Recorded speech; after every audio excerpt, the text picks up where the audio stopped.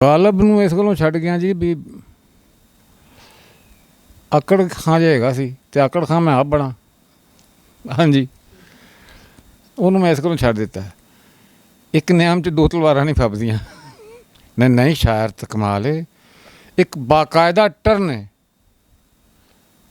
ਉਰਦੂ ਗਜ਼ਲ ਦੇ ਵਿੱਚ। ਗਾਲਬ ਤੋਂ ਆ ਕੇ ਇੱਕ ਬਾਕਾਇਦਾ ਟਰਨ ਸ਼ੁਰੂ ਹੋਇਆ, ਨਵਾਂ ਟਰੈਂਡ ਸ਼ੁਰੂ ਹੋਇਆ। ਗਾਲਬ ਨੇ ਆ ਕੇ ਸ਼ਾਇਰੀ ਨੂੰ ਇੱਕ ਨਵਾਂ ਰੰਗ ਦਿੱਤਾ। ਉਸ ਤੋਂ ਪਹਿਲੇ ਗਜ਼ਲ ਨੂੰ ਇਹ ਰੰਗ ਨਹੀਂ ਸੀ ਮਿਲਿਆ ਹੋਇਆ ਜਿਹੜਾ ਗਾਲਬ ਨੇ ਦਿੱਤਾ। ਗਾਲਬ ਦਾ ਹਰ ਸ਼ੇਰ ਹੀ ਗਾਲਬ ਹੈ ਜੀ। ਮੈਂ ਜਿਹੜੇ ਸ਼ੇਰ 'ਤੇ ਫਿਦਾ ਹੋ ਗਿਆ ਸਾਂ ਅਤੇ ਬਚਪਨ ਵਿੱਚ ਹੀ ਮੈਂ ਉਹ ਸ਼ੇਰ ਪੜ੍ਹਿਆ ਸੀ, ਉਦੋਂ ਹੀ ਮੈਂ ਕੁਰਬਾਨ ਹੋ ਗਿਆ ਸਾਂ।